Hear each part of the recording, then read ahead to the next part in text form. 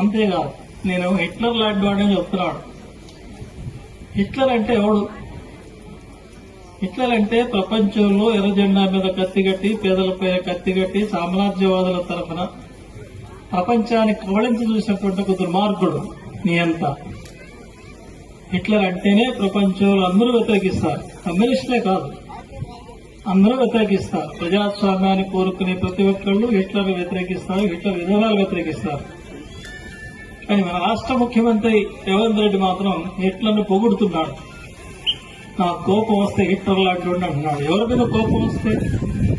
పేదోళ్ల మీద, గుడిసెల మీద కోపం వస్తే 1,00,000 కోట్ల విలువైన గుడిసెల్ని కూల్చేశానని చెప్తున్నాడు. ఈ పరిపాలన మనకు కావాల్సింది.